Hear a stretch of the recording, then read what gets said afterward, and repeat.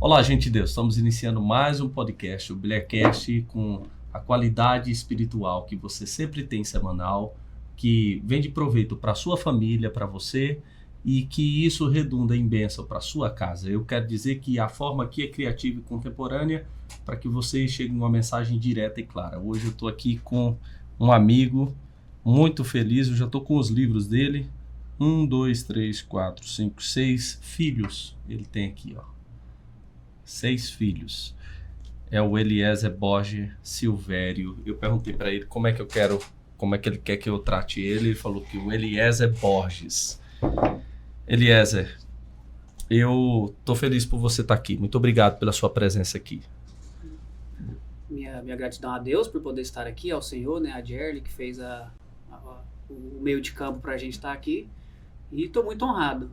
Para o senhor que conhece parte da minha história, sabe que eu estou aqui é literalmente o agir de Deus e não de uma humana, mas principalmente o agir da mão de Deus. E você falando da sua história, assim, Deus é o Deus da história mesmo, né? Deus entra na história da gente e todo mundo tem um trabalhar de Deus na história.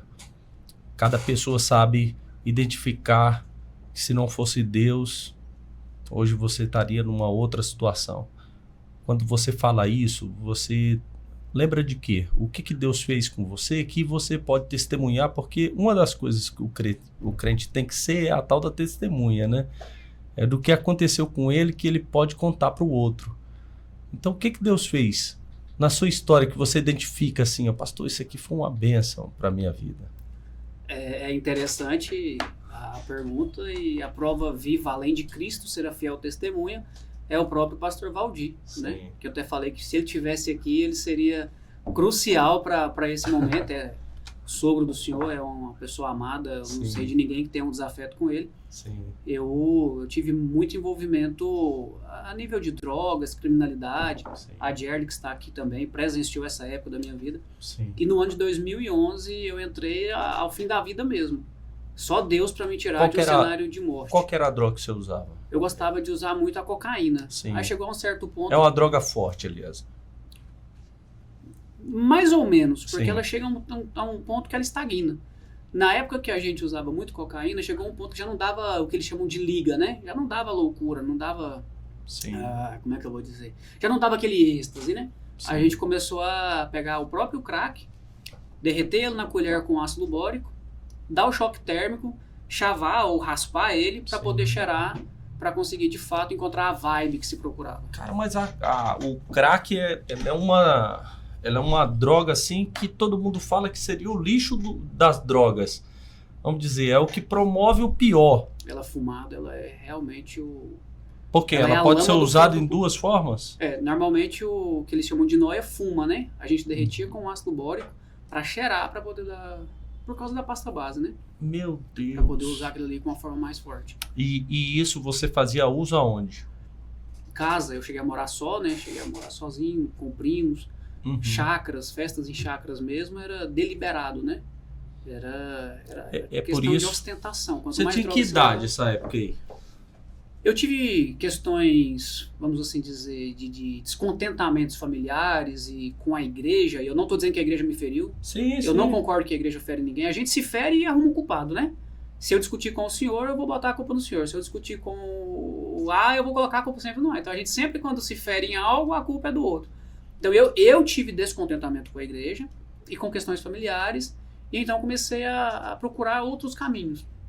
E eu comecei pelo cigarro, na época o Derp Prata. E você era crente? Afundando. Fui criado na igreja. Você foi criado na igreja e saiu para usar droga? Dos 6 aos 13 anos eu pregava nas igrejas. Teve uma época que eu não sei com que coragem, mas cantava na igreja. Essa época eu me lembro, essa igreja aí que você cantou fechou, parece, né? Na verdade ainda não, eu tava no Veracruz. Pastor Hélio Caetano, Ministério de Vila Nova. Um dos melhores pastores que eu tive na minha vida é ele, mas ele é paizão, maravilhoso. A minha gratidão a ele, em nome de Jesus. Porque você cantava lá. Mas você chegou a ser, digamos, um pregador mirim, então, né? Era desde muito que na época tinha muito, né? Muitos lá. Eu congreguei na roça, né? Então, na época que eu congregava na roça, eu era o porteiro, sonoplasta. Eu já falei isso em uma pregação. O pastor José Balduino, ele me punha para chegar meia hora antes, orar. Tinha que orar, apresentar os irmãos, pedir perdão pelos pecados. E naquela época, uma criança de 6, 7 anos não tinha essa noção que esses meninos de hoje têm. Não. E aí eu perguntava a ele, quais pecados, pastor? Do que o senhor está falando? Ele, aprenda a pedir perdão pelos seus pecados. Nem com aquele jeito roceiro, que todos nós tínhamos à época. E aí eu orava meia hora antes, e aí eu era o cantor da igreja, eu era o sonoplasta, eu era a criança, o líder de criança, a única criança. E ali eu desenvolvi por uma necessidade congregacional. A opção era usar quem tinha. Então, dos irmãos mais simples aos mais, todos eram utilizados naquela igreja. Hoje em dia a igreja tem uma nova gestão, uma nova coordenação de culto, mas naquela época lá, e foi onde eu comecei. Legal. Andei um tempo em São Luís com o pastor Darkson Paiva, e aí ele pregava, e aí ele era o pregador modelo de uma criança de 6 anos. Sim, ele era itinerante, né? Então, assim, congregar com ele, vê-lo pregar, eu olhava e os 3 tipos de pegar no microfone, de olhar... Vou imitar. Eu acredito que é natural, né? Aí chegou um momento que você falou, não, vou pro mundo, e aí você... Qual foi a iniciação para o uso da droga? Foi festas? Não, eu acredito não. A Bíblia afirma que um abismo chama outro abismo. Isso. O pior dos abismos não é a droga ou como começou, ao meu ver. Sim. É o distanciamento de Cristo. Sim. A partir do momento que a gente começa a se distanciar do relacionamento, todos os outros abismos estão vindo. Cada um se envolve com um deles. Tem uns que se envolvem com a corrupção, o adultério. Sim. Então, o que me afundou foi droga, mas tem pessoas que se afundam na corrupção, na prostituição, na mentira. E a partir do momento que o primeiro abismo ele é aberto, que é o distanciamento, que foi quando eu me distanciei, eu comecei com cigarro. Vou fumar um derbyzinho. Aí fumava um derby. Aí andava com uma galerinha, aí a galerinha falava, mas você só fuma um derby muito fraco, o derby prata é fraco. Não, vamos fumar um Hollywood. Aí vai graduando. Então o pecado ele é gradativo, ele vai se graduando. E eu falo muito sobre a questão sexual para jovens. A perca da virgindade é o rito de passagem mais negativo. Quando eu perdi a minha virgindade, foi quando as coisas começaram a afundar. Que os caras, então você já anda com as menininhas, mas não usa nenhuma droga. É fraquinho. Então você vai se graduando. Então eu penso que quando se quebra o elo da santidade física, da virgindade ali, o abismo ele se abre a um grau enorme.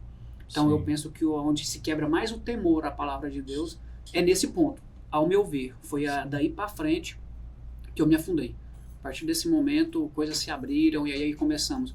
Vamos ali roubar um boné. Aí ficava no ponto de ônibus de um outro setor, o ônibus parava, tinha alguém dentro com um boné, metia a mão pela janela, tomava o boné, montava a bicicleta e ia embora. Que era uma coisa depois, boba. Vamos pegar a bicicleta, Eu sei. Aí começava a pegar a bicicleta, mas para tirar onda, entre aspas, porque o Satanás já estava agindo. E posteriormente, lotérica, posto, veículos, até que a gente chegou ao ponto de só caminhonete. Esperava as encomendas e ia só para esse tipo de situação. E aí foi aonde em uma situação que eu envolvi, que eu fui envolvido, na verdade, do filho do cara que foi assaltado era policial, e aí as coisas se estreitaram, e eu fui levado para Matinha, que tem entre o Veracruz e o Eldorado. E aí acabou, e eu falei, pai, se o senhor me tirar daqui, eu nunca mais roubo. Se o senhor me tirar daqui, eu nunca mais roubo. E aí tive uma ameaça temporária. Você tem uma semana para fazer isso. Caso você não fizer, a gente te acha de novo e te mata. Então eu fugi, fui pro Tocantins, fiquei em Tocantins até meio de fevereiro, na metade de fevereiro.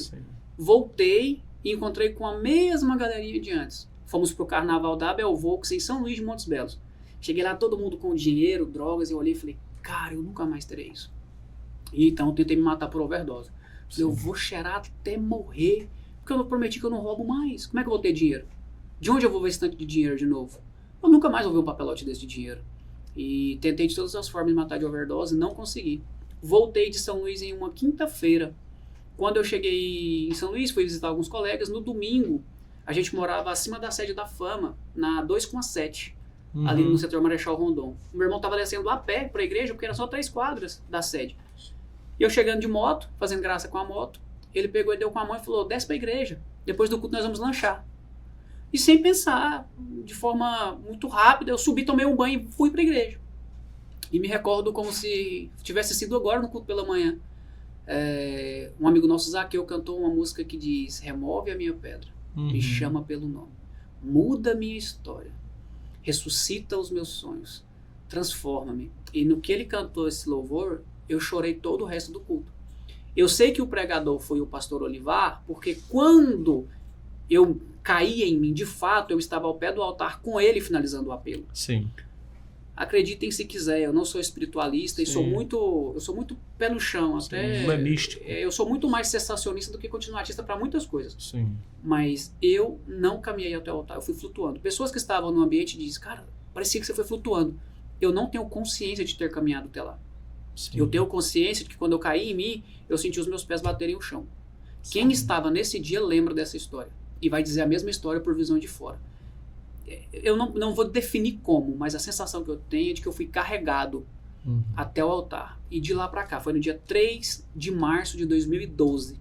E de lá pra cá, pra glória de Deus, sem passar por casa de recuperação, sem nenhum glória a Deus, nada. Liberta. Nunca mais me tive contato. Eu quero dizer pra você que eu acredito que você foi flutuando, porque eu fiz um podcast anterior que eu ouvi muita coisa aqui. Os meninos que estão aqui na mídia falaram assim, pastor, você acreditou naquilo? E falo, cara, eu nasci para crer mesmo, né? Então, Eliezer, eu confesso para você que eu estou surpreso com a sua história, porque na realidade eu conheço você em parte, mas nessa parte da sua história eu não conhecia assim, ó. O pastor Valdir já orou para mim lá na Cracolândia, na praça em frente onde a Gerli tem o estabelecimento do Stacy lá. Depois o meu pixel é o mesmo, tá? O Stacy Estética. É em frente lá. Hoje é muito organizado, mas na minha época... A Gerli chegou a ver você? Nós éramos de colégio, conheci a Gerli, nós éramos de escola. Não, mas drogado naquela época? Chegou a ver? Conheço a Gerli desde a minha adolescência mesmo, então assim, de escola, conheci a Gerli na escola, então nós andamos juntos na época que ela só era o fio, né? Temos fotos para poder comprovar, não vou mostrar não, porque eu não quero expor, mas irmão, o trem era... Deus me defenda. A grande transformação é aí, né? Porque esse é o poder do evangelho, né? Da semente plantada, me permita fazer um outro parêntese. Sim. Eu sou muito grato a Maria da Conceição, ao pastor Valdir. Sim. O pastor Valdir saía dos eventos, dos encontros na igreja, para ir orar por mim lá na praça. E orava, e me abraçava. Então, ele nunca me olhou com olhares do tipo, ele tá sujo, ele tá a noite inteira usando drogas. Não, ele sempre olhou com um olhar paternal. E eu, assim, todo problemático, ele vai poder confirmar essa história, quando foi fazer as sapatas daquela igreja, como eu era magrinho, eu descia para poder tirar a terra lá dentro. Olha só. Ele é testemunha disso, além de Deus, de todos os meus erros. Minha mãe era membro lá, eu tirava o dinheiro do dízimo, minha mãe dizimava lá na igreja. Sim. Eu todo errado, mas eu sabia que ainda existe um Deus no céu. Amém. Era algo Tinha assim, temor, né? Porque a minha mãe falava, meu filho, eu entregava o dízimo, ela falava, meu filho, santifica a sua vida também. Leva o que é de Deus. Vamos pra igreja, a senhora vai levar ou não vai? Com aquela arrogância e prepotência de alguém que está entregue a Satanás. Eu sei. Custa levar? Aí ela pegava o meu dizinho, levava aquele dinheiro, e quantas vezes ela orou, o pastor Valdir, Maria da Conceição. Tantas outras pessoas, mas faço menções desses por hora. Tem dois conceitos na teologia que a gente sabe muito bem, que é o perdão do pecado e a purificação do pecado. Eu me lembrei aqui do Casagrande, que foi comentarista da Globo muito tempo, comentarista esportivo, né? Hoje eu acho que ele está em outra emissora ou ele deve estar nos YouTubes. Mas o Casagrande falou que ele não conseguiria entrar dentro de um bar, entrar dentro do banheiro de um bar. Ele não conseguiria. Que quando ele vai para o bar, ele fica bem na porta e se ele sentir necessidade, ele volta para casa. Porque se ele entrar dentro do banheiro do bar, o traficante vai oferecer droga para ele lá dentro, que ele sabe que lá tem traficante. E quando oferecer, ele vai ficar louco para usar. E é onde ele usa. E quando você falou aqui, eu lembrei na hora disso. Porque, assim, além de você ser perdoado, você está completamente... Se colocasse droga aqui, você não ia ter aquele desejo mortificou. Na Hortus Solutis da salvação, na ordem da salvação, mortificou mesmo. Esse é um ponto que você foi liberto completamente. É porque eu acredito que a libertação, ela parte de um pressuposto de um novo começo. A libertação, ela não é uma enganação. Eu não estou enganado sobre algo. Eu estou liberto. Eu fui transformado sobre aquilo. Então, se o senhor estivesse tomando igual eu bebia cedo, de tarde e de noite. Algo que não faltava em casa era a vodka. Eu levantava cedo, um copo de vodka, trabalhava durante o dia, né, tinha uma vida social, entre aspas, comum, fumava maconha o dia inteiro. Então, hoje, se o senhor estivesse bebendo aqui, não me tentaria. Se o senhor estiver fumando maconha, igual temos essa questão de convívio social hoje em dia, do uso de droga deliberadamente em ambientes sociais. Sim, o Supremo vai liberar, ué. E pra mim não é um problema. Pra mim, assim, não me Supremo, sinto tentado. Não, porque purificou. Isso é santificação. Mas que a droga produz as piores consequências para uma sociedade. Camarada que ele usa droga, ele tem coragem, ele tem mais coragem que um outro que não usa droga. E não é, assim, começa pelo que você falou, o início, você utilizou aí, eu acho que uma expressão de que é progredindo, né? É progressivo. É progressivo, né? Você até fez essa comparação, eu achei muito inteligente a sua parte. Você fez essa metáfora com o pecado também, né? Começa de pouquinho.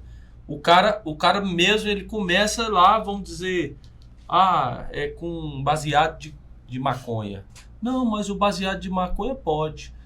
Mas aquilo ali vai chegar um tempo que já não é interessante para ele. Com a vida com Deus também é da mesma forma. A pessoa começa vindo aos cultos de domingo. Aí daqui a pouco ela... Não, vamos no sábado, tem almoço, igual teve almoço. Vamos no tal dia, tem almoço. Aí ele vem pro almoço. Não, faz um jabá aí. Teve almoço aqui e tal. Não só teve almoço. Teve consagração às 9. Teve a oração, a Damaris cantou, a Damaris cantou de novo, a Damaris tornou a cantar. E, assim, gravação. Tivemos que pausar a gravação, porque aqui é a igreja pentecostal, irmão, que é bleia, literalmente. Claro, E foi maravilhoso. E aí a pessoa ela vem para esse almoço. Sim. Daqui a pouco ela vem também no culto de quinta, no culto de quarta, no de terça. Gradativamente, ela não traz nada. Daqui a pouco ela já traz uma Bíblia. Daqui a pouco ela traz um outro convidado. Daqui a pouco ela, com muita humildade, num culto de pouca gente, eu queria contar só um testemunho. Progressivamente, essa pessoa está sendo levada completamente aos envolvida, cargos, ao batismo. E é gradativo. Ninguém daqui chega a pouco na igreja, ela fala, eu não vivo sem isso. A pessoa não chega na igreja hoje, amanhã pregando, pelo menos não biblicamente, né? Se fizer também, faz com uma maturidade muito alta. Ela vai graduando naquilo que ela faz. E o pecado, as drogas, a criminalidade é da mesma forma. Ninguém chega já num patamar alto. A gente vai gradativamente aprendendo, pegando costumes. Um mecânico, o cara não nasce mecânico. Ele começa badeco, vai lavar nas peças, apertando o parafuso, alguém confere o parafuso que ele apertou, bambeando o parafuso, perguntando se pode... Vai gradativamente aprendendo as coisas. E com todas as questões da vida é assim. O senhor tem 2 filhos. Nenhum deles já nasceu falando, andando. Primeiro se arrasta, engatinha, anda. E até comentei com o senhor como é bom ver crianças correndo. É verdade. E corre pra todo quanto é lado. A Maravilhoso. vida em todos os quesitos ela é assim. Primeiro a gente se arrasta, depois engatinha. E aí até que chega ao êxito do que está fazendo. Ainda que seja coisas ilícitas. Você chegou a ser preso? Detido. Nunca aí... fui a CPP, apenas a delegacia. Sim, na delegacia e depois liberaram você. Liberaram. Crime pequeno, né? Também, né? Crime pequeno e existe algo muito, muito interessante na criminalidade que é a lealdade. Existem sempre menores para assumir culpas que não são deles. Por conta da falha lei brasileira. Sempre existia algum menor que falava, não... Sempre um menor assume. O cara mesmo que está fazendo a maldade mesmo, ele nem aparece. E se aparecer, vem um menor para poder tirar a culpa dele. Eu já passei por isso. Sim. E assim, hoje, infelizmente em memória, mas muitas vezes... Você falou aquela região do meu sogro lá, não... Assim, tem várias regiões em Goiânia que... E também em vários estados, tem várias regiões que são áreas negras mesmo. Eu pastoreei o São Francisco, eu sei que ali é pesado.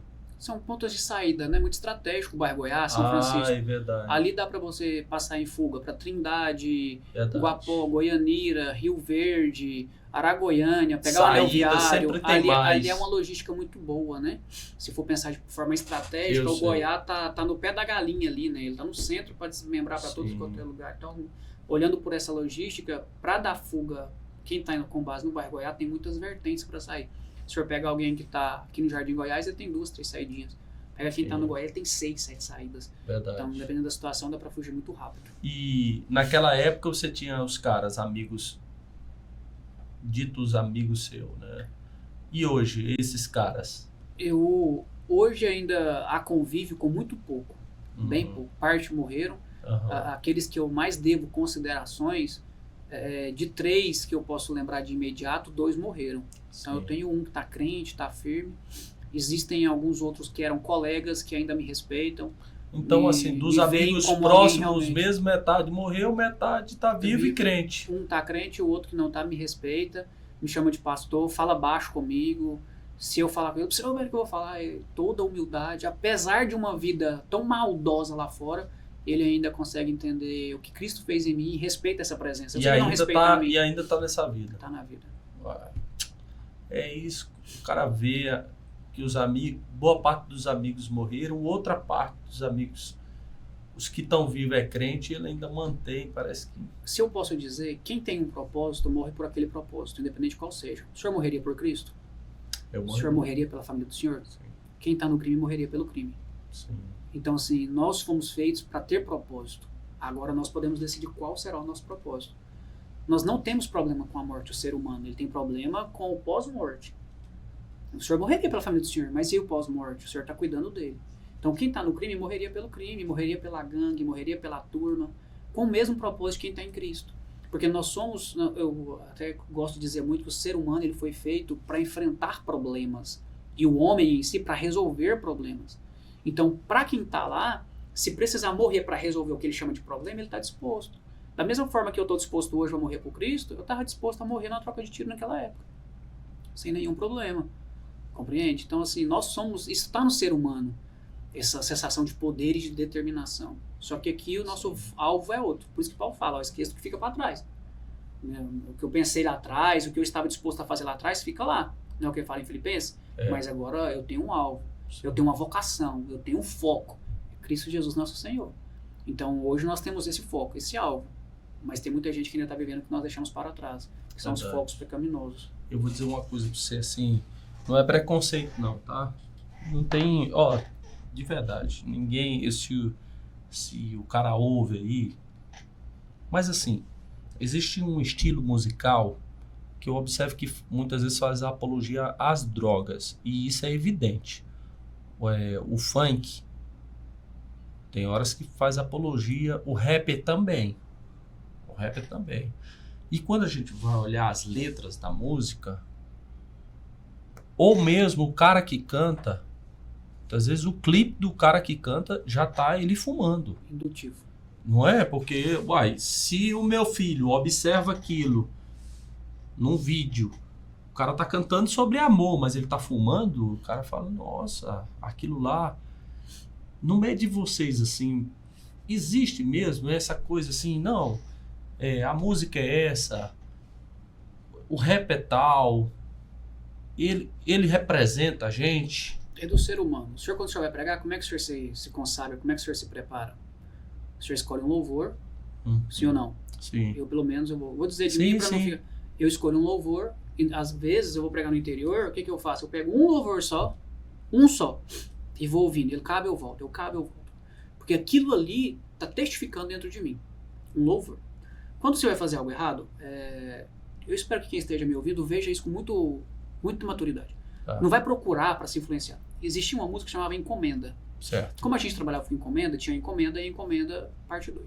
Certo. E aí na música dizia assim, fulano me deu um toque no radinho e me falou o que ele quer. A gente ouvia essa música incansáveis vezes antes de sair para uma cena. Certo. Então a música ela vai ter o poder de influenciar. Sim. E é por isso que as nossas músicas hoje em dia são tão podres. E teologicamente são tão podres. A música lá fora, ela é ruim, verdade, mas a música dentro da igreja também está muito ruim. Sim. Teologicamente fraca, espiritualmente fraca. Então, da mesma forma que lá fora a música ela influencia o ego humano, a da igreja tem feito isso. E é um erro. Porque lá fora tudo bem, porque o ser humano vive pela própria carne e ele está entregue aos seus próprios preceitos, e ele será julgado pelos seus próprios preceitos. mas isso se tornou geracional até dentro da igreja. Então a música, ela é reflexo daquilo que está acontecendo fora dela. Sim. Então não é porque, fala de assalto, a pessoa vai ser assaltante. Acontece, isso é o reverso, mas o foco real tem muito assaltante. Sim. Então façamos uma música que o público de assaltante vai ouvir. Boa. Tem muita heresia, então vamos fazer músicas... Tem muitos heréticos, então vamos fazer músicas para que as pessoas heréticas gostem de ouvir. Então o comércio, de método comercial, ele é reverso, não é ele que gera o estilo musical, é o estilo de vida que gera a música. Né? Então tanto é que o senhor pode ver que a gente vê músicas só de consolo, mas isso começou com pregações, não com música. Porque tadinho de mim, eu vou ter que citar um trecho aqui, que fala que Deus vai chegar depois só para impressionar. A Bíblia diz que Deus impressiona quem? Que Deus está preocupado em impressionar quem? Ele faz por quem ele é, não para impressionar A ou B. Eu nunca nem tinha percebido isso. Eu vou chegar depois só para E impressionar. você canta, cara. Estou mudando o ambiente porque eu quero impactar. Deus não trabalha com impacto, Deus trabalha com transformação. Ele transforma gerações, ele transforma pessoas, através de pessoas transforma gerações, e através de gerações transformadas transforma destinos. E tem cara que fica assim, ó, fica pegando no pé, fica pegando, vamos dizer... Nos pormenores. Os pormenores, e enchendo o saco. Mas, na verdade, assim, se você for analisar mesmo o que você está cantando, você está cantando uma coisa que não está muito correta mesmo. Não é implicância. É porque, de certa forma, assim, você está cantando aquilo que... Você fez a ligação entre o cantar e a vida, então você gostaria que fosse assim mesmo, do jeito que canta, né? É uma expressão do desejo. A expressão, a vontade dele, ele quer que seja assim mesmo, que Deus chegue somente para impressionar, né? Aquele... É igual o preceito de honra, né? Quando se canta aquele louvor de que Pedro foi honrado pela pesca maravilhosa, né? Mandou largar a rede. Quem mandou largar a rede foi Jesus. Deixa tudo que tem, siga-me. Então volte para o mar alto. Peraí, depois do mandato de deixe a rede, Jesus não mandou ninguém voltar para o mar alto. E quando ele volta em João 21, Jesus chega e percebe que tem pecado e fica envergonhado. Então quem manda Pedro largar a rede é Jesus Cristo. Então não volte mais para o mar alto. E quando ele volta após ter negado e foi previsto por Cristo, ele se envergonha porque ele percebe o quê? Eu voltei para o mar alto, então eu estou em pecado. Então o mar alto não é honra. O mar alto, na verdade, é prova de pecado, teologicamente. Mas o louvor está contando que é para voltar, que é para pescar. Então a gente está dizendo o quê? Mais importante do que seguir a ordem de Cristo é voltar naquele ambiente de fracasso e mostrar que Cristo vai mudar a sua história. Não, continue caminhando. Quando alguém ora para mim e fala assim, Deus vai mudar a sua história, Deus vai te honrar e vai soprar o seu nome, eu repreendo. Porque ele pode me usar para soprar o nome dele.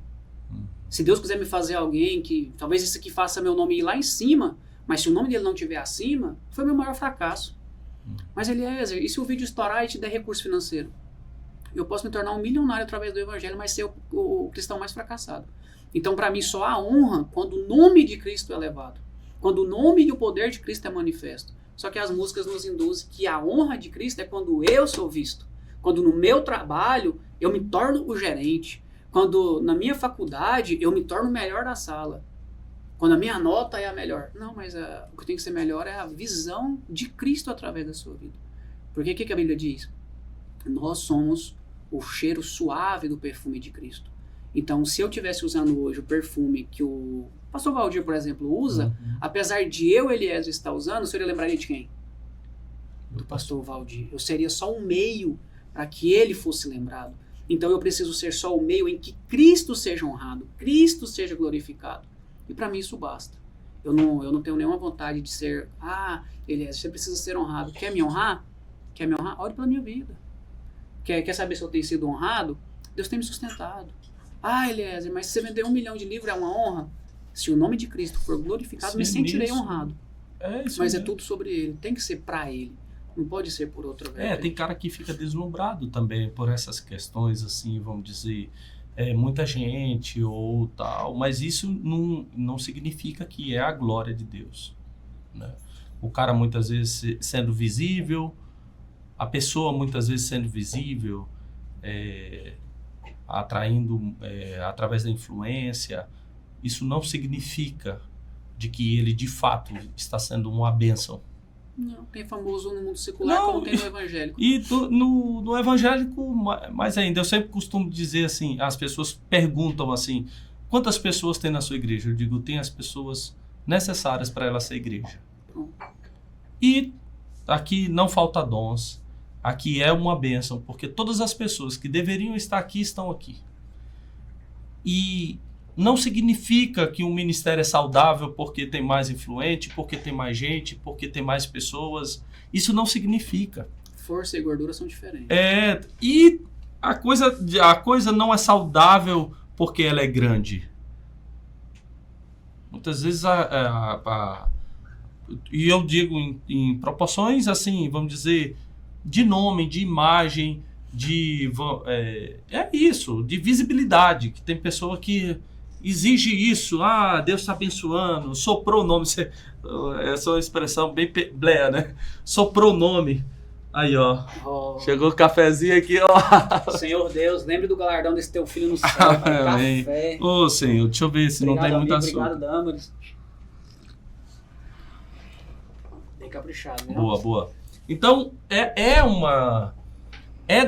deslumbre. É deslumbre mesmo. É assim. O meu nome, a minha imagem, né? Eu me lembro muito você perguntou quais são as referências, eu vou dizer uma referência, a primeira que eu disse foi Ricardo Barbosa. É um pastor presbiteriano da Presbiteriana do Planalto. Ele tem uma mensagem do Ricardo Barbosa que ele pregou aqui em Goiânia e eu fui lá. E ele falou sobre o vaso de barro e o de porcelana, essa coisa assim que visivelmente tem... E a conclusão seria essa, de que somente no vaso de barro tem pedras preciosas mesmo. Até tem aquele louvor errôneo, né? O meu vaso de alabastro, quero lhe oferecer. Enquanto a mulher pecadora ofereceu o que estava dentro do vaso, né? Que é o que tinha valor. Então... É um perigo cantar perto de você, né, meu irmão? Eu acredito que é um perigo cantar perto dos ouvidos de Deus, que tudo ouve, tudo avalia, né? Porque... Não, mas os ouvidos de Deus, pelo menos, tem o sangue de Jesus que vai filtrando, assim, né? Porque, pensa bem, uma música, você analisa toda mesmo ela? Assim, saiu uma música agora. Não faço questão de avaliar por análise. Mas se vai pra minha playlist, eu gosto de analisar. Eu quero saber se aquilo ali tá conforme Paulo fala aos Efésios. E você tem uma playlist louvores, Spotify, você tem tinha uma playlist no outro aplicativo que eu usava, agora eu tô no Spotify, né? Porque lá em casa é o familiar, e o familiar cresceu de preço demais, eu mudei de aplicativo e vim pro Spotify. Ainda não montei minha playlist. Eu tinha 17 músicas. Sim. No outro aplicativo. Sim. Em um comércio que tá rodando muito. E eu sou compositor, então tem que tomar muito cuidado com o que eu falo. Sim, Elias, a música que a Damaris cantou lá, você pode dizer quais os erros que tem lá? Não, porque o Alisson hoje não tá de muito bom humor, ele tá com a garrafa na mão. Vou evitar. Mas assim... Aquela... God Deus! Não mesmo esse dia, hein?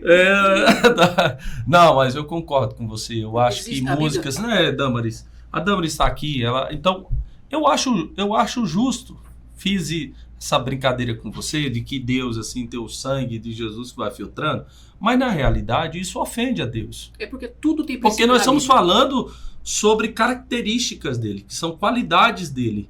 Então, quando eu começo a inventar qualidades que não é dele, eu começo a idolatrar outra pessoa. A idolatria não é você... A idolatria, ela não é você adorar também outra pessoa, mas adorar... A imagem criada sobre alguém, ou sobre algo, que no caso dele... Não é o Deus. Esse Deus da mensagem revelada não é o que você está adorando, meu irmão. Você está falando uma coisa que não é esse Deus. Então, de fato, quando você canta... você tem que observar o que você está cantando. Eu acho que a primeira coisa que você tem que fazer é perceber o que você está cantando. O que você está cantando? Eu estou cantando isso aqui. Isso tem a ver com o Deus que você crê? O Deus das Escrituras? Tudo tem princípio, né? Eu tenho um vídeo no Instagram antigo, já quase apanhei. Até eu fiz um vídeo sobre do carpinteiro. Sim. E os comentários é sempre muito mais refutando, porque é um famoso que gravou. Deus já te livrou da morte, aí agora Deus te livrou porque quase apanhou de uma surra. Pode deixar bater. de alguém lá na internet, né? Deixa. Não, a surra tá lá. Mas não cai em mim, não. Porque se eu baseio na palavra, ele tá batendo na palavra. Ele resolve com a palavra. E eu tenho Já foi ameaçado de morte por causa de um story. Meu Deus. Mas morrer pra mim é lucro. Eu creio que você também, né? Eu sei pra onde eu tô indo e a morte... Eu falo nesse livro, a morte é só o último carimbo. Nesse aqui, ó. Sim. O último carimbo do passaporte. Cadê? Pra quem vai Aqui. pro céu. Gente, Esse aqui, ó. Deixa eu falar aqui. Você vai continuar nesse ponto que você ficou aí. Segura aí. Deixa eu dizer algo aqui. É porque nós começamos a falar sobre a história e eu fiquei surpreendido com a sua história.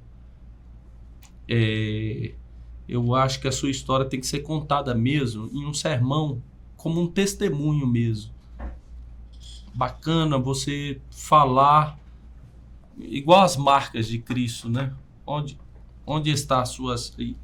Você falar sem ter, vamos dizer... Se fosse um outro cara, se preservava aqui na minha frente. Você diria assim, não, usei droga, foi um tempo, mas aqui você falou que você roubou, que como que foi a evolução daquilo, como que você fez, o que aconteceu, que você foi preso e nada você se preservou aqui. E eu achei bacana, mas eu fico surpreendido também por uma outra coisa. Primeiro que eu não tenho coragem ainda de escrever. Já escrevi livro no meu computador, mas ainda não coloquei no papel. Eu até brinquei com você. Traz o computador dele lá, que eu vou colocar no papel na história. Eu até brinquei com você de que eu não gostaria de ter livro nas caixas, né?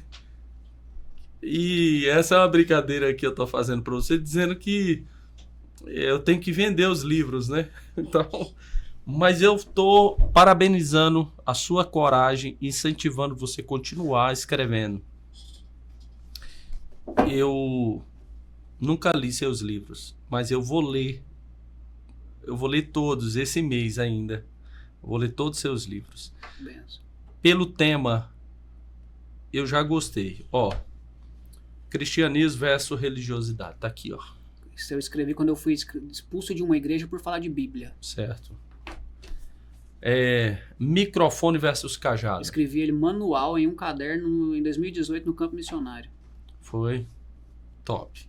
Meditando em Cristo, sobrevivi, vencendo uma luta contra o medo, pânicos, ansiedade e traumas. 2017 eu dei crise do pânico, pensei em me matar, pensei que morreria de qualquer coisa, doença, aquela sensação de pânico. Sim. E aí o reverendo Natanael Ribeiro, em um momento eu recebi uma palavra do Ele, Espírito, inclusive, que faz o prefacia prefácio, ele pra que me você. ordenou escrever esse livro. Sim. Em um momento no quarto, eu, em desespero, comecei a chorar e na minha cabeça eu estava gritando, mas ninguém me ouvia dentro da casa que eu morava com outras 3 pessoas.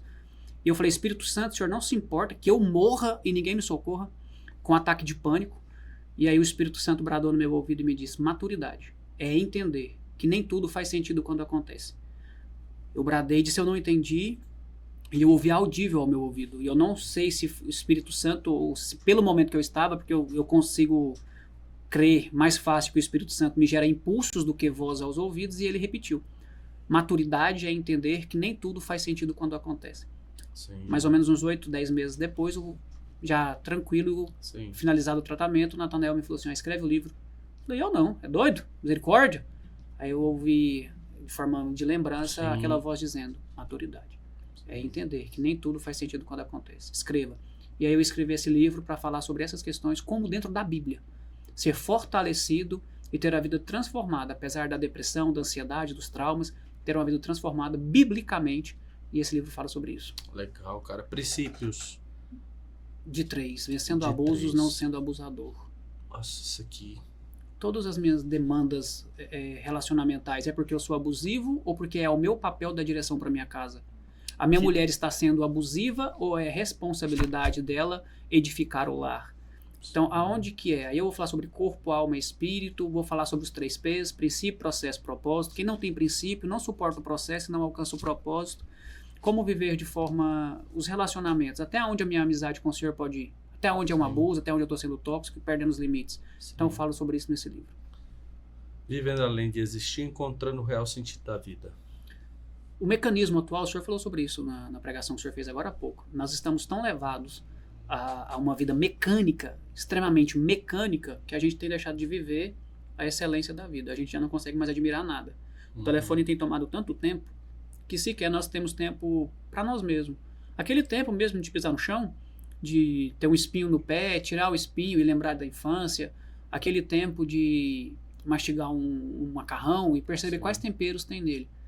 Né? Eu até relato nesse livro de uma vez que eu estava sentado à mesa e comendo com muita pressa, muita coisa para fazer, e dobrando camiseta, tinha uma agenda no interior, aquela correria, e a refeição ficou muito salgada, e aí eu só percebi que estava salgada quando quem fez a comida falou, nossa, essa comida ficou muito salgada.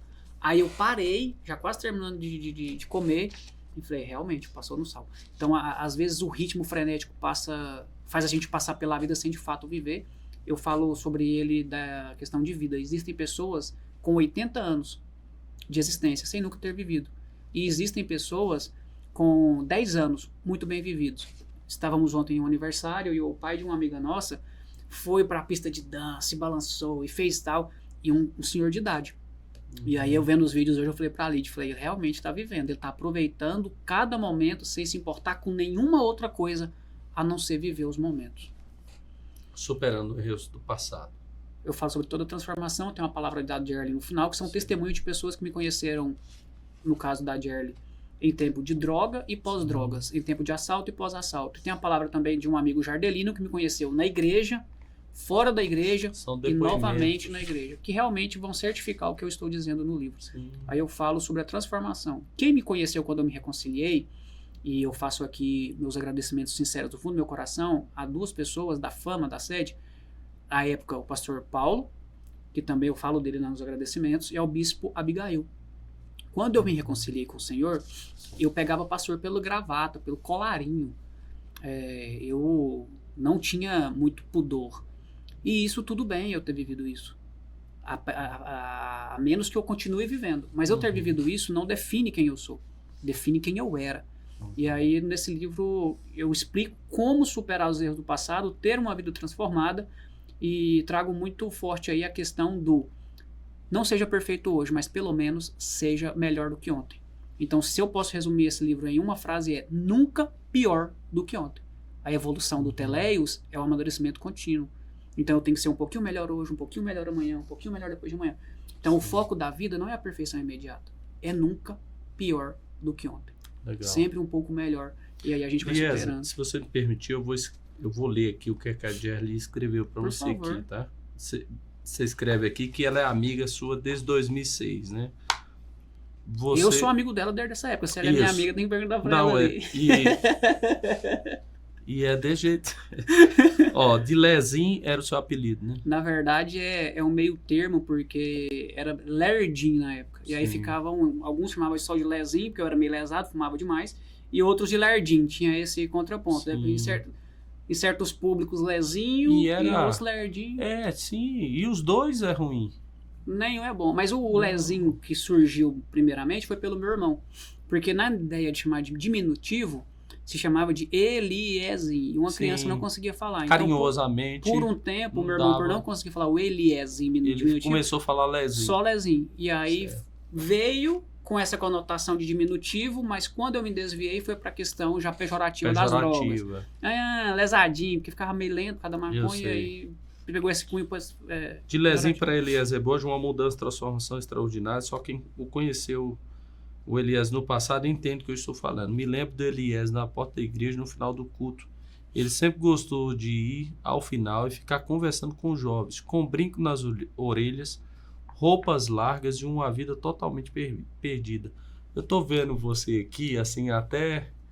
Eu até brinquei com um amigo meu que tá aqui, porque ele gosta, assim, até aqui em cima, assim, né? E você hoje... Assim, a maneira de você se vestir, você hoje se veste muito elegante mesmo. Obrigado. Elegante mesmo. As fotografias, às vezes que eu vi você, totalmente diferente de que quando você vestia aqui. Aqui, ó. Roupas largas, uma vida totalmente perdida. Você usava brinco nas orelhas? Nas duas furado. Um mundo que ele entrou de cabeça e ninguém conseguia tirá-lo de lá. Relacionamentos, amizade e escolhas frustradas. Quem conheceu o Eliezer do mundo não imagina que o Eliezer Borges se tornou. De um perdido para uma grande referência cristã. É assim que eu vejo o meu amigo, uma grande referência para a nossa geração. Uma pessoa com um passado tenebroso, mas com um testemunho valioso. Eliezer tem experiência no mundo e todo conhecimento para hoje aconselhar jovens perdidos. O Lezinho se tornou Eliezer Borges um grande homem de Deus, referência e espelho. Sabedoria, ousadia e conhecimento dele é incrível. Orgulho tenho eu de acompanhar toda a sua história e poder participar de sua transformação. Se tem uma pessoa que eu posso aconselhar os jovens a se espelhar, é o Eliezer. Ele tem uma vida com Deus e vida no altar. Vive exatamente o que prega. Feliz por ter hoje um amigo que nos inspira a entrar no reino. Muito bom. Eu chorei lendo isso aí, rapaz. Top, massa, né, velho? Só Deus, né? Só Deus. Vontade de perguntar qual foi a igreja que você saiu, mas melhor não, né? Se eu contar a história, eu recebo processo. É melhor não, porque morrer não é caro. Agora, tem que indenizar, fica meio caro, né? Esse daqui, qual que é o último aqui? O Superando os Erros do Passado, o 6º livro. Esse daqui, né? Isso. Superando os erros do passado. Esse é o penúltimo, Vivendo a Lei de Existir. O senhor viu tanto que o senhor está tentando me trazer. Ele era o último na época, né? É mesmo. Verdade. Ele era o último. Depois dele veio esse outro, para a glória de Deus. Glória a Deus. São 6 livros 6 que livros. você tem. Com o meu nome, sim. Fora os que eu escrevi para outros autores, né? Para outros atores. E intendentes, né? Tem amigos que, de fato, não conseguem ler, não conseguem escrever muito, mas são inteligentes. E tem pessoas que ajudam, né? A questão eu afirmo, né? Cada pessoa tem que se dedicar a algo. Porque se a pessoa for fazer tudo, ela não vive, ela só existe. E tem grandes pregadores que, se ele for parar para escrever, como é que ficaria a questão de assistência à família, aos filhos? Sim. Ele tem todo um conteúdo, ele tem pedaços de trechos escritos, tem conteúdo no YouTube, e aí é onde eu entro em transformar o conteúdo dele em livro. Eu não entro ali para poder pegar alguém sem conteúdo e dar um livro para ele, para depois nem ele saber o que ele está fazendo. Verdade. Se for preciso, faço. Já fiz isso para uma pessoa, de ele não ter nenhum conteúdo e me dar um tema e eu escrever sobre o tema, não é um problema. Sim. Que é o trabalho de ghostwriter. Mas o que é mais comum o cara tem toda uma gama de conteúdo, tem conteúdo escrito, tem áudios para mandar, tem conteúdo no YouTube, mas porém, entretanto, o tempo não permite sentar e converter aquilo. Como eu falei para o senhor antes das gravações, a linguagem verbal e a não verbal, ela tem que ser muito alinhada para que seja algo literário. Então você tem que pegar e transcrever o que ele fez, os gestos, para poder ser compreensível. Então, o trabalho é muito mais nessa questão de colocar aquilo ali em formato de livro na questão literária mesmo. Não, nem todos é conteúdo da gente, não. Boa parte do conteúdo é do próprio autor. A questão dele é só tempo mesmo. Legal. Você tem quantos anos hoje? 32 anos. Fiz 32 anos. 32 anos. Eu não combinei, não, mas deixa eu pôr aqui. Esse aqui. Wallace, vem cá. Faça me ajudar aqui a fazer a minha loucura aqui, pronto. Aqui é Coloca lá. Coloca lá, Wallace. Vem cá. Quero chamar a esposa do Eliezer. Eu acho que o Eliezer tá só a metade aqui, agora vai ficar completo. Eu concordo com o senhor. Vem cá. Legal ter você aqui, viu? Obrigada. Quantos anos de casado? 2 anos. 2 anos de casado. E 3 meses vamos completar em 2 dias. E aí, você conheceu ele onde? Desviado. Quando eu conheci, ele estava desviado. Eu nunca fui da igreja. Sim. Então, nós tínhamos conhecidos em comum. E quando ele morava só no Veracruz, por estes colegas em comum, aconteceu um dia de marcar uma festa na casa de um tal de Lezinho. E aí, as pessoas com quem eu andava iam.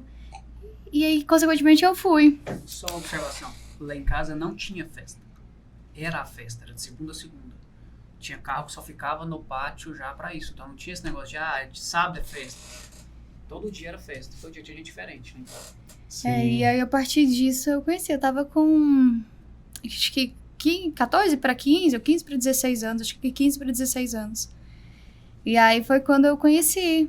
E aí, a gente passou um tempo a andar junto. E aí, mas eu não nem fazia ideia da história dele, a gente só vivia naquilo que a gente estava ali naquele Sim. momento. Festa, bebida, e basicamente se resumia basicamente isso. E aí, depois desse tempo, eu nem lembro quanto tempo que a gente andou junto, assim, de festa e tudo mais, aí a gente parou de andar, eu sumi da casa dele, no caso, na época, das amizades que a gente tinha em comum, que a gente teve em comum. E aí, acho que depois de pouco mais, depois de 10 anos, a gente se encontrou, que foi em 2019. Mais ou menos isso. Que top. Eu evangelei ela pra Jesus e levei ela pra mim. Foi, mano. Oi. Deixa só eu fazer um parênteses, que eu acho que é bom, ele é válido, pra mim permite. Quando ela me conheceu, a visão que ela tinha é de que eu era o paizão da turma. Sim, ele era Eu um dos mais cuidava. velhos. Mas ou pelo menos parecia, porque eu era de menor. Eu Sim. era uma das de menor que andava Contar a idade junto. daquele povo esquisito, não.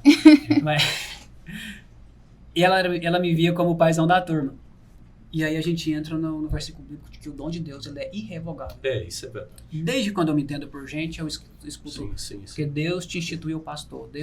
Então, mesmo no mundo, o dom de Deus ele é irrevogável. Eu conseguia pastorear de forma negativa pessoas criminosas, e eu não vou citar o nome de pessoas que eram vinculadas, porque agora também tem uma vida transformada, e algo que era perceptível o seguinte: tinha bandidos muito mais perigosos do que eu, que me tratavam com respeito por conta de que Deus tinha me dado algo que era o ministério pastoral. Então, deixa eu fazer um apelo a quem está assistindo. Se você tem um dom de Deus, tenha caráter e tenha posicionamento de usá-lo estrategicamente para Deus. Não gaste aquilo que Deus te deu em lugares errados. Sim. Não gaste o que é de Deus com prostituta, como fez o filho da parábola do filho pródigo, que pegou aquilo que era do pai e foi usar com as meretrizes. Sim. Se Deus te deu algo, use dentro da casa do Senhor para a glória, a honra e louvor do nome dele. Legal. Não existe outro caminho. E aí depois vocês, porque pelo jeito houve essa separação, que você ficou um tempo sem ver ele. Foi Sim, isso? né? Muitos anos, né? Muitos. Aí depois você veio rever ele. Então, em 2019, em março, quando tava começando a pandemia, assim, de fato estourando, foi um dia que eu decidi em casa não sair. Eu vivi em festa de segunda a segunda e tudo mais. Foi uma sexta-feira que hoje eu percebo que já era o início de uma transformação que estava acontecendo. No entanto, eu não tinha qualquer ideia ou discernimento em relação a isso. E aí, numa sexta-feira, eu decidi que eu não sairia. Que eu não ia atender ninguém pra sair, não ia responder ninguém. E decidi ficar em casa. Nessa época, eu ainda morava com uma amiga. E aí, o Instagram dele simplesmente apareceu pra mim. Uhum. Aí eu olhei, eu nem sabia que eu seguia. Eu sei o que ele fez. Ele direcionou lá pra sua casa, pagou um tráfego pago. Ele nem sabia que eu Colocou existia, eu o acho trem, também. Não, eu sei como é que é. E aí- Aliás, é assim mesmo. Não, a época que isso aconteceu. Ele namorava. Ele namorava. Não, então. E aí, o Instagram dele apareceu e eu olhei e eu falei, Eliezer?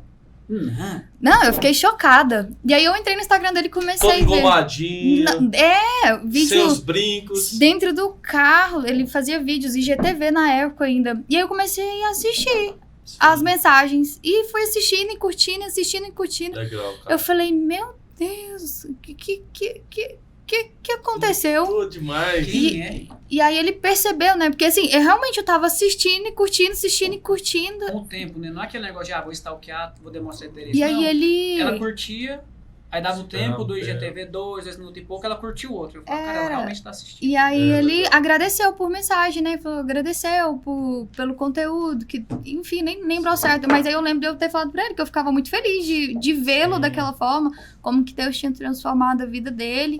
E que eu lembrava dele na época que a gente andava junto com as pessoas. E como ele foi, acho que até o termo que eu usei, eu falei, tanto que ele Você era sempre foi o paizão paizão da turma. E que bom, Deus abençoe. Legal, Elias.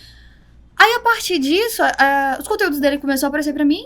E aí, a gente começou a ter uma certa interação pelo Instagram. Assim, eu ouvia alguma coisa dele, aí eu curtia. Sim, e fui indo. E a gente conversando, ele perguntou se eu tinha contato com as pessoas que a gente andava. Eu falei, não falo com ninguém, não ando com ninguém. Enfim, tô até em outro lado da cidade, assim, que eu morava, convivia. E aí nós fomos nos encontrar pessoalmente em 4 de novembro de 4 de novembro? 4 de novembro de 2019. Eu já tava, assim, de um jeito que... Eu só tava indo, eu só tava sobrevivendo Só mesmo. esperando Jesus. E aí eu fui, convidei, assim, eu convidei, né, perguntei se a gente dava, eu convidei pra uma hamburgueria que eu gostava muito, no Jardim Europa. E aí ele chegou, tal, a gente conversando, assim, falando do passado, né, que era o único assunto que a gente tinha. Lembrando de algumas coisas. E aí ele virou pra minha conversa, começou, assim, a aprofundar, quando ele me perguntou, assim, onde que tava o brilho de menina, que eu não tinha nos olhos mais. Aí eu falei... Eu falava que eu não sabia que... Sim. E tinha perdido mesmo? Tinha, eu tava assim, ó... Tá, Eu nunca pensei em tirar a minha vida, mas se eu morresse, pra mim não faria diferença. Sim, sim. Então, e aí ele falou assim, você lembra quando a gente saía e tal? Eu lembrava muito pouco, assim, do que mais próximo nós dois tínhamos vivido. E eu só Ela não lembro lembrava nem que nós já tinha se envolvido tempos atrás, velho. Sim, eu sim. lembrava que a gente Já saía tinha sido. junto com as Coincidência, né? pessoas. Sim, verdade. E aí a outra pergunta que essa de fato, vamos dizer assim, quebrou no meio foi quando ele perguntou, e se eu fosse Jesus... Não, se eu fosse Jesus e estivesse aqui na sua frente agora, o que você falaria? Aí eu abaixei a cabeça, já escorrendo lágrimas mesmo, eu pediria perdão. E aí, né, depois disso, ele tava até, né, na época fazendo mentoria, eu acho que do Princípio de 3. Acho que eu tava fazendo mentoria de Princípio de 3. E aí ele me convidou, ele falou assim, domingo, o que você vai fazer? Isso era, acho que mais ou menos uma quarta. Aí eu falei assim, provavelmente eu vou estar em algum lugar bebendo. Porque, basicamente, o meu final de semana era o que eu fazia. E aí ele falou assim, vamos à igreja. Tá, tudo bem. E aí, tanto que a igreja que ele congregava era próxima de onde eu morava. Sim. E aí foi onde começou. Eu ia à igreja, aí depois deste culto, foi numa Santa Ceia que eu fui, meu Deus, foi bem numa Santa Ceia. E aí, na outra semana, ele tava fazendo na mesma igreja, na igreja que ele congregava, o Seminário Abrace. Aí eu participei a semana toda desse Seminário Abrace. É o seminário que a gente faz, que trata Isso. a alma e propósito. Legal. E aí depois, na outra semana, ele falou assim que vinha uma amiga dele, de Brasília, pra ministrar numa vigília, e perguntou se eu queria. Aí eu já tava assim, né? Eu falei assim, tô topando qualquer evento em relação a isso, né? E aí no dia 13 de novembro de 2019, Jesus me aceitou. Eu brinco que Jesus me aceitou, não foi eu que aceitei ele, mas ele que me aceitou. E aí, desde aí... E você aceitou o Eliezer que dia? Então, 10 dias depois. 10 dias depois. Jesus ganhou você e o Eliezer também. 10 Jesus dias... aceitou ela e deu um brinde pra ela. Dá um brinde pela conversão. 10 dias depois, Legal. na semana que teve também um seminário em Brasília, que quando essa amiga, que no caso tornou-se nossa, veio, ela, olha, no dia 24, 25, 26, 27, não, era 25, 26 e 27. Vai ter o seminário, tudo mais. Você quer ir? Eu falei, quero, comprei o ingresso no dia. Eu falei assim, não, eu quero ir. E fui na semana que era esse congresso em Brasília, a gente começou a namorar praticamente. E aí, Sem pedido de namoro, sem pedido de noivado, sem pedido de casamento. Foi. Nós estamos aqui. exatamente. Tudo é um tempo muito curto. E aí foi uma coisa... O congresso em Brasília foi transformador. Rápido, então, 6 meses e 23 dias a gente tava casando. Quando eu fui escrever esse livro, eu sentei em um momento vago do meu trabalho e comecei a escrever um texto. Quando eu fui olhar, ainda estava em A4 e tal. Falei, gente, isso não dá uma legenda. sim. Isso não dá pra postar. O que é isso? Aí eu olhei e falei, nossa, é um livro. Aí eu me dediquei a escrever o primeiro livro. Então, o primeiro livro, ele não veio de um momento de alegria, mas de intensa dor. Então, para Deus, o momento de dor, ele é proveitoso, ele é importante. E eu, com minha experiência de vida, o pastor Marcos, eu não estou dando direção para ninguém, aconselhando ninguém, mas com a minha vivência, eu entendo que a gente só sai do processo de 3 formas. Quando nós temos maturidade, visão de Deus para sair daquele processo, ou então a gente vai ficar 40 anos andando em volta, ou quando alguém chega pra gente e nos mostra que aquele processo já está na hora de acabar.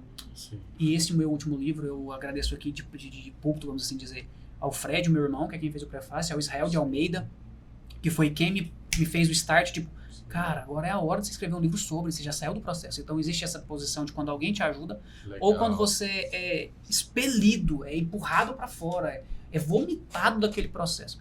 E eu estava em uma situação em que eu fui vomitado, eu fui expelido desse processo. Sim. E no que isso me gerou dores, gerou um livro. Sim. Então o que eu posso dizer é que os momentos de dores também podem ser proveitosos e depois serão de rir, porque a pessoa que me expulsou hoje, eu olho para ele com misericórdia e não com desafeto, eu não desejo nenhum mal a ele.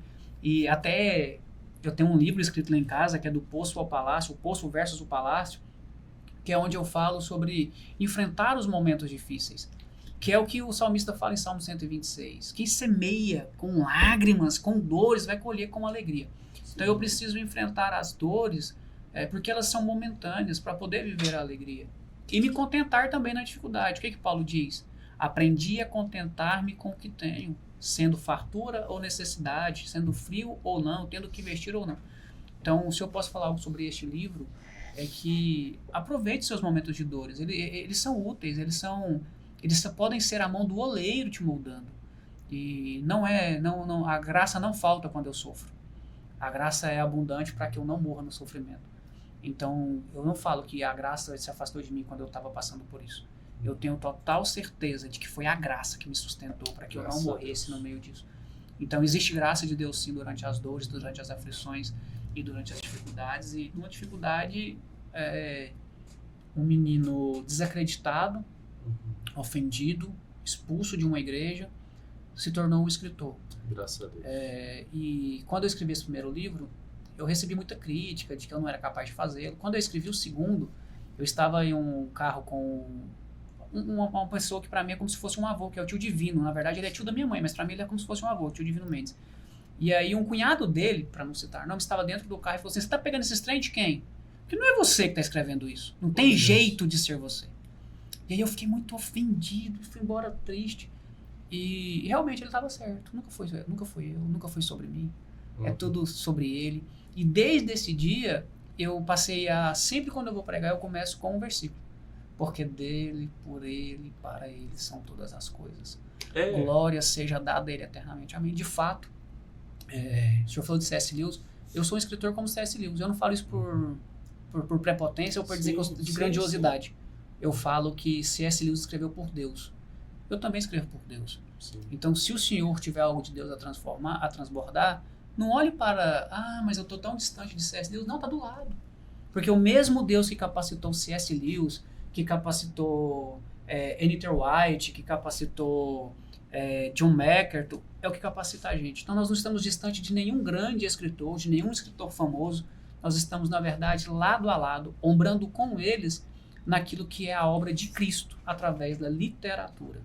Então, se eu posso influenciar o senhor, pastor, e um rapazinho que está ali, ó, de trás das câmeras, sabe? Porque as câmeras ali, ó, nem câmeras não é a escrever, escrevam.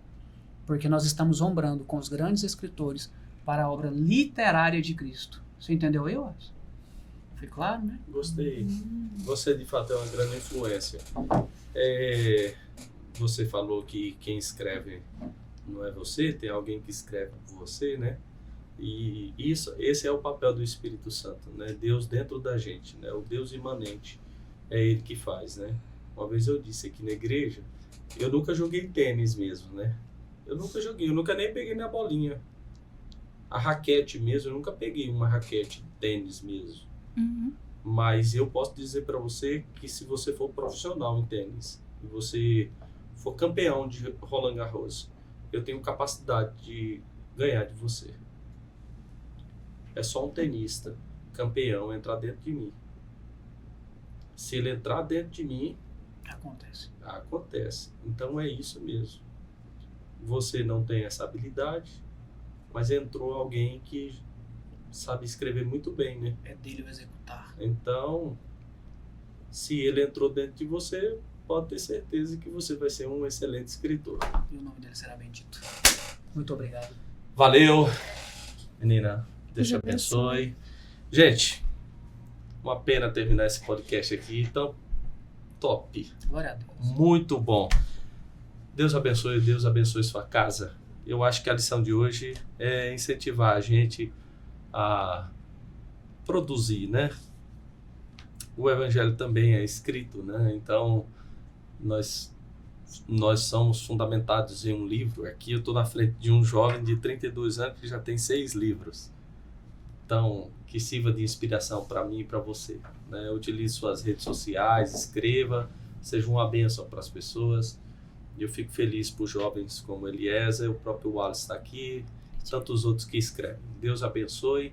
Foi muito bom ter a sua companhia aqui. Se você quiser, você pode, se você não se inscreveu aí, se inscrever no canal do YouTube e lá no Instagram também, dar esse apoio.